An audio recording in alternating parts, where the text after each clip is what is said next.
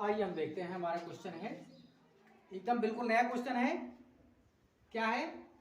83,349 में, ध्यान से देखो, 83,349 में किस छोटी से छोटी संख्या का गुणा करें कि गुणनफल पूर्ण घन बन जाए।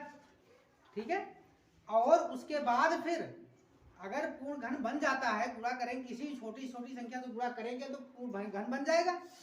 पहले ये निकालना है और उसके बाद फिर जो गुणा करने के बाद जो संख्या प्राप्त हो उसका घनमूल भी ज्ञात करना है। ठीक है, एकदम नया क्वेश्चन है। तो सबसे पहले क्या करेंगे, 83,349 का घनमूल निकाले, मतलब गुणनखंड करेंगे।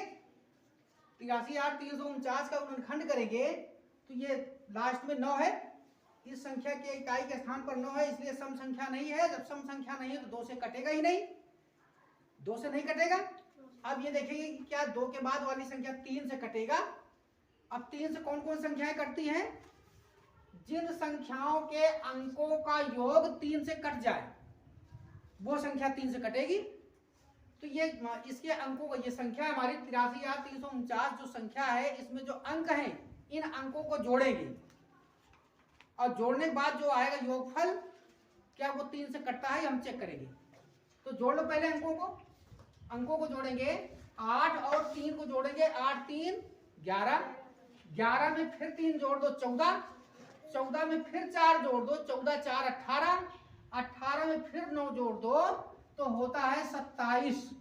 अब ये 27 3 से कटेगा, बिल्कुल आसानी से कट जाएगा। इसका मतलब कि यह संख्या भी 3 से कटेगी। अब ये संख्या भी 3 से कटेगी, तो कैसे कटेगी? 3 से काटते हैं, 3 दूना 6, 2 8 23, 3 7 21, 2 23 23, फिर 3 7 21, 2 23 24 और 3 8 24, 3 3 9, कट गया आसानी से। अब जो बचा है, क्या यह भी 3 से कटेगा? जोड़ के देखते हैं, जोड़ते हैं। कैसे जोड़ेंगे? 7 2 9, 9 7 16, 16 और 8 24, 24 3 27, 27 कट रहा है 3 से, इसलिए ये भी 3 से कटेगा। फिर 3 से काट दो, 3 9 27, 3 बार पढ़ो 27 ज्यादा ना हो, 9 बार पढ़े 3 9 27। अब ये 7 में उतारे, 7 में पढ़ेंगे, 3 पारा 2 बार पढ़ेंगे, 3 दूनी 6, 1 बच रहा अभी, 1 के बगल 8 लिख दो, 18 हो जाएगा। 3 6 18 और 3 1 कम 3, ये 92 61। अब क्या यह भी 3 से कटेगा? देखो काट के, ये 9 2 11, 11 और 6 17, 1 18, 3 से कटेगा, बहुत अच्छा है। 3 से काट दो, 3 से काट देंगे तो देखो 3 त्रिका 9, 3 त्रिका 9 और 2 में जाएगा नहीं, 0 उतारेंगे और 3 8 24, 2 26, 3 7 21, फिर 3 से काट दो, 3 1 कम 3 0, 3 दूनी 6, 2 8 27, 3 9 27। अब फिर 3 से काट दो, 3 त्रिका 9, 1 10, 1 बचा, 1 के बगल 2 उतारेंगे 12 हो जाएगा, 3 चौको 12 और 3 त्रिका 9, 343 आया। अब देखो ये 3 से कटेगा? नहीं कटेगा। कैसे? 4 और 3 जोड़ेंगे तो 7 होगा, 7 में 3 जोड़ेंगे तो 10 होगा, 10 3 से नहीं कटेगा। कटेगा? नहीं कटेगा। जब 10 3 से नहीं कटेगा तो यह भी 3 से नहीं कटेगा। अब ये कटेगा 7 से। किससे कटेगा? 7 से, क्योंकि हम जानते हैं कि 7 का घन 343 होता है, या फिर 347 का घनमूल निकालेंगे तो 7 आएगा। हम जानते हैं, हमें याद होना चाहिए। तो 7 से भाग दे दो, 7 चौको 28, 28 और 6 34, 7 9 63 होता है। फिर 7 से भाग दे दो, 7 7 49, फिर 7 से भाग दे दो 1। अब इसके बाद देखेंगे 83,349 बराबर 3 गुणे 3 गुणे 3 गुणे 3, 1 2 3 4 5, 1 2 3 4 और 5, 3 को 5 बार लिखें और गुणे 7 को हम 3 बार लिखेंगे। 7 को कितनी बार लिखेंगे? 3 बार लिखेंगे। अब देखो इसमें 3 3 का जोड़ा बना दो। देखो यहां से ये 7 7 का तो बन गया, ये 3 3 का बन गया।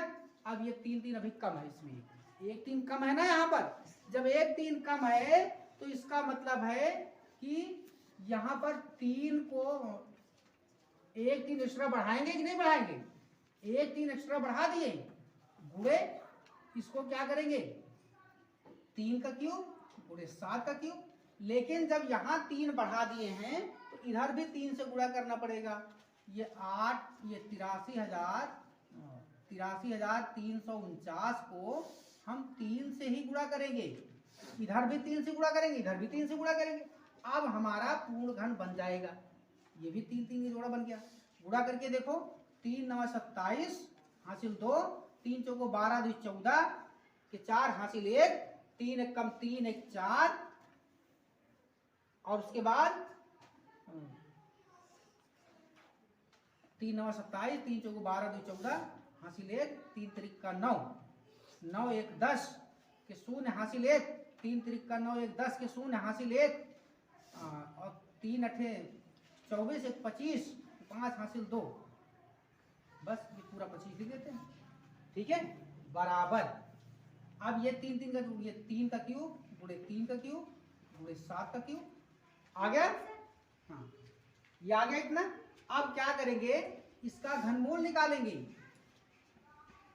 ये 2,50,047 2,50,047 बराबर 3 गुणे 3 गुणे 7 का क्यूब, पूरे का होल क्यूब हो जाएगा। अब 2,50,047 का अगर घनमूल निकालेंगे, अभी घनमूल मत, अब इसके बाद ये 3 त्रिक का 9 9 सत्ते 63 का क्यूब। लेकिन 2,50,047 का अब घनमूल निकालेंगे तो ये तो क्यूब हट जाएगा, सिर्फ 63 आएगा।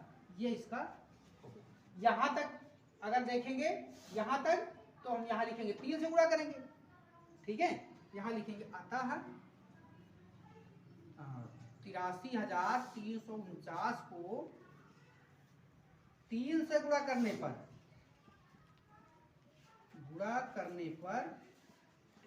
गुणनफल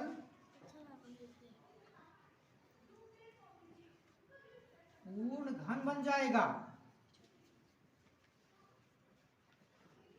तथा गुणनफल